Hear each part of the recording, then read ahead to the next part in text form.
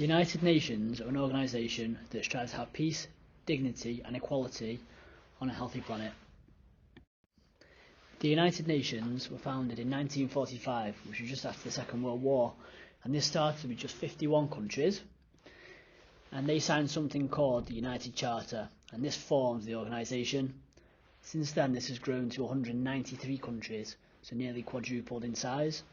Now, despite the rapidly changing world, now if you think about the sort of phones that are around 20 years ago, and look at the phones that are around about now, and just look at the technological changes.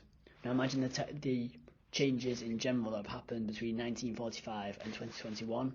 Now this organisation, despite the rapidly changing world, has been able to keep up with that, and this is why it's become a very, very good organisation, and it's one that helps people out around the world, no matter what, no matter whether they're a less developed country or whether they're a more developed country.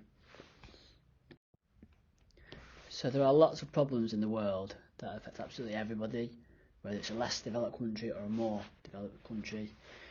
Now, within these countries, there are similar goals. So we all want quality of life, and we all want quantity of life, and we all want reduced suffering, and we want reduced deaths as well. Now, the United Nations is one place where we can find a solution that would benefit everybody. The United Nations has 17 Sustainable Development Goals, and the one that we're going to focus on is the clean water and sanitation. So we'll explain this in more detail now. Jeremiah will describe it, Lewis will look at the problems, Mo will look at the solutions, and Josh will finish off with some facts and figures. I hope you enjoy the presentation.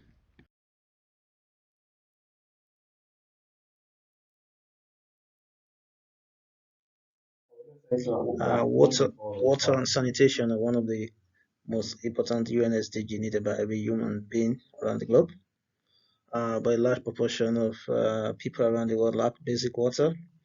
According to the UN, 2.2 billion people lack basic water and 4.2 billion people lack sanitation.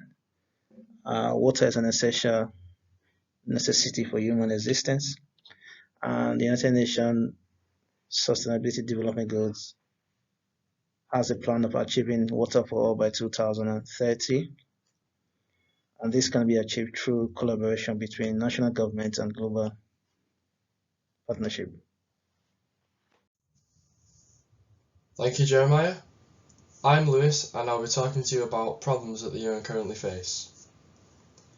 Firstly, the UN have made considerable progress towards clean water and sanitation for all, with significant progress being made.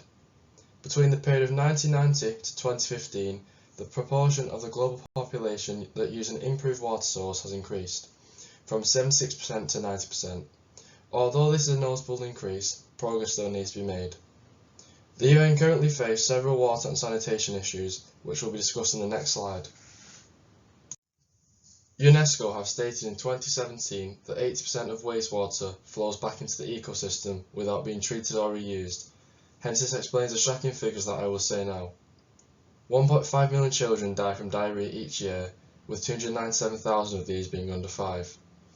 Also, 673 million people still practice open defecation, meaning they have no access to a toilet. 80% of disease is related to unsafe drinking water. Also, just under 60% of people worldwide have access to clean water. However, water scarcity is still a problem. Affecting up to 40%, water scarcity is the lack of fresh water to meet the standard water demand. Collectively, these problems the UN will have to face have to be tackled strategically in order to achieve the goal of clean water for all. By 2030, the UN hope to achieve clean water for all. If we all work together and do our bit, this can be achieved. This is the end of my part of the presentation. I will now pass you over to Mo, who will talk about the solutions to the problems that I've already discussed. Thank you for listening. Thank you, Lewis. I'll be talking about possible solutions and/or recommendations for the future. The United Nations has 8 targets to complete in order to achieve goal number 6. Some of these are shown in the picture below.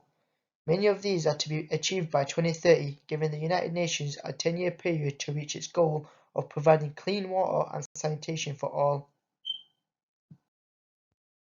By now, you may be asking yourself how and what you can do to help. It's very simple. Firstly, you should educate yourself further on this goal.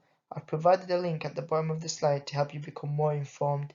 The next step is to raise awareness. This can be done by speaking to your friends and family members about this goal, informing them about what it's about. You could even follow social media accounts and share posts to reach a wider audience. Finally, and most importantly, you could support this goal by donating to established charities that have been working on this goal for many years. Thank you for listening.